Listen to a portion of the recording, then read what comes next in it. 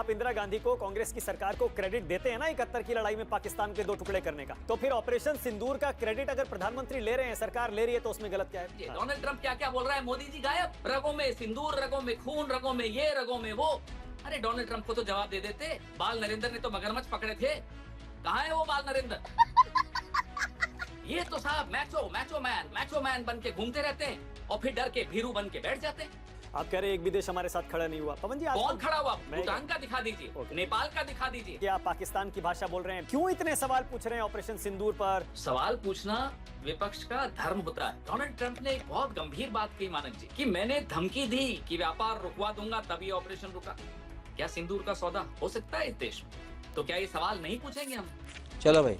दोस्तों, गोदी मीडिया का डिबेट या इंटरव्यू हो और विपक्ष का कोई एक प्रवक्ता हो तो फिर गोदी एंकर की ढोल बन जाती है। भाई एकदम दनादन वाला सीन देखने को मिलता है। कैसे? आप ये इंटरव्यू देखिए। आप इंदिरा गांधी को, कांग्रेस की सरकार को क्रेडिट देते हैं ना 71 की लड़ाई में पाकिस्तान के 2 टुकड़े करने का, तो फिर अगर इनको भी दे देते हैं, नहीं पवन जी, क्या मना करें? तो फिर ऑपरेशन सिंदूर का क्रेडिट अगर प्रधानमंत्री ले रहे हैं, सरकार ले रही है, तो उसमें गलत क्या है? गांधी को क्रेडिट दिया जाता है। नेतृत्व क्रेडिट क्यों नहीं लेगा? लेकिन इस ऑपरेशन सिंदूर में सेना का पराक्रम सबने देखा और बड़े गर्व से देखा। राजनीतिक नेतृत्व की कमजोरी 71 से तुलना कीजिए। कहां निक्सन क्या धमकियां दे रहा था, इंदिरा जी ने सुना। इंदिरा जी ने लाल आंख जिसको कहते हैं वो दिखाई। यहाँ डोनाल्ड ट्रंप क्या क्या बोल रहा है सुन लीजिए। डोनाल्ड ट्रंप क्या क्या बोल रहा है, मोदी जी गायब, रगों में सिंदूर, रगों में खून, रगों में ये, रगों में वो। अरे डोनाल्ड ट्रंप को तो जवाब दे देते। बाल नरेंद्र ने तो मगरमच्छ पकड़े थे, कहाँ है वो बाल नरेंद्र? पवन जी, अगर वाकई कांग्रेस पार्टी की इच्छा शक्ति थी 71 वाली और वो लगातार जारी थी, तो 2008 में मुंबई हमले के बाद क्यों नहीं पाकिस्तान में घुसकर पीओके पर कब्जा कर लिया? 2008 में पाकिस्तान के खिलाफ हमने हासिल किया, पिछले 11 साल में ये हासिल नहीं कर पाए। 2008 में FATF में शामिल पाकिस्तान को किसने करवाया? फाइनेंशियल जो टास्क फोर्स था, किसने करवाया? ये मनमोहन सिंह जी की सूझबूझ ने करवाया। पूरे विश्व में पाकिस्तान अलग थलग करके दिखाया। ये तो साहब मैचो मैन बन के घूमते रहते हैं और फिर डर के भीरू बन के बैठ जाते हैं। आप कह रहे हैं एक भी देश हमारे साथ खड़ा नहीं हुआ। पवन जी, कौन खड़ा हुआ? भूटान का स्टेटमेंट दिखा दीजिए मुझे। एक्सपर्ट्स ये कह रहे हैं। मैं तो बड़ी बात नहीं कर रहा। भूटान का दिखा दीजिए, नेपाल का दिखा दीजिए। हाँ जी, तो गोदी एंकर का सवाल कि 71 का क्रेडिट देते हैं, तो इसका क्रेडिट में क्या गलत है? भाई गलत तो बिल्कुल नहीं है, लेकिन 71 और आज वाले मामले में आसमान जमीन का फर्क, और इस फर्क को जानने के लिए एक पत्रकार होना जरूरी है, जो कि ये है नहीं। और इस पर कांग्रेस प्रवक्ता पवन खेड़ा ने भी बेहतरीन जवाब दिया कि सिंदूर का सौदा तब नहीं हुआ था, अब हुआ है। ट्रंप के सामने तब कोई नहीं झुका था, आज झुका है। ट्रंप का जवाब तो दे देते कम से कम। भाई बताइए, ट्रंप ने सबसे पहले इस बात का जिक्र किया कि हमने ट्रेड का धमकी देकर के सीज फायर करवाया। इसका जवाब देगा कौन? हमारे देश का प्रधानमंत्री। लेकिन नहीं दे रहे।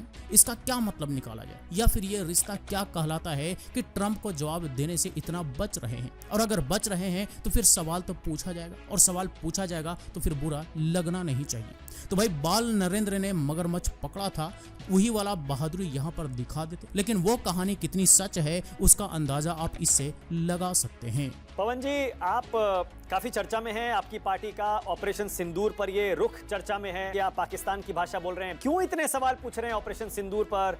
क्यों नहीं थोड़ा सा और शांति आ जाए दोनों देशों के बीच, उसके बाद ये सारे सवाल पवन जी पूछे जाए? देखिए, बात सवाल की इसलिए उठती है कि सरकार से सवाल तो 22 तारीख की शाम को ही पूछने चाहिए। पहलगाम में जो आतंकी घटना हुई, क्या वो किसी को जिम्मेदारी उसकी लेनी चाहिए या नहीं लेनी चाहिए? तो सवाल पूछना विपक्ष का धर्म होता है। हाँ जी, तो आप पाकिस्तान का, हाँ जी, तो गोदी एंकर का सवाल कि आप पाकिस्तान का भाषा बोल रहे हैं, किसके लिए? विपक्ष के प्रवक्ता की। लेकिन यही सवाल ये सत्ता से नहीं पूछ सकता कि आपका जो निकम्मापन इस बार देखने को मिला है, इस पर क्या आपका कमेंट है, या फिर आप ट्रंप के सामने काहे झुक गए? आपने ट्रंप को अब तक जवाब काहे नहीं दिया? सवाल कई सारे हैं, पूछने चाहिए थे इन सारे गोदी एंकर्स को, हमारे देश के मेन स्ट्रीम मीडिया को, लेकिन कोई सवाल नहीं पूछ रहा, बल्कि नतमस्तक है, चरण वंदना कर रहा है, चमचागिरी कर रहा है। और अगर विपक्ष सवाल पूछ रहा है तो इस गोदी एंकर का कहना है कि आप लोग इतना सवाल क्यों पूछ रहे हैं? बताइए, सवाल पूछने की असल जिम्मेदारी इन एंकर्स की थी,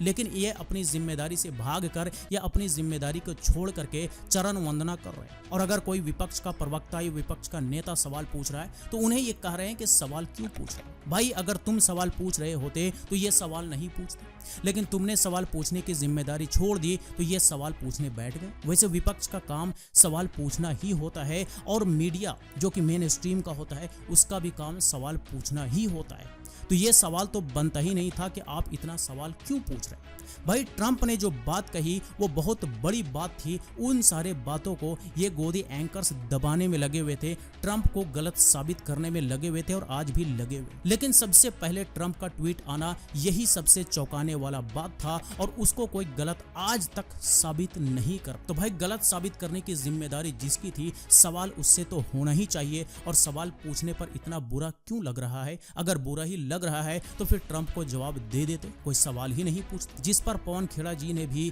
इनकी जमकर क्लास लगा दी। डोनाल्ड ट्रंप ने एक बहुत गंभीर बात कही मानक जी कि मैंने धमकी दी कि व्यापार रुकवा दूंगा तभी ऑपरेशन रुका। क्या सिंदूर का सौदा हो सकता है इस देश में? तो क्या ये सवाल नहीं पूछेंगे हम? मजा आया।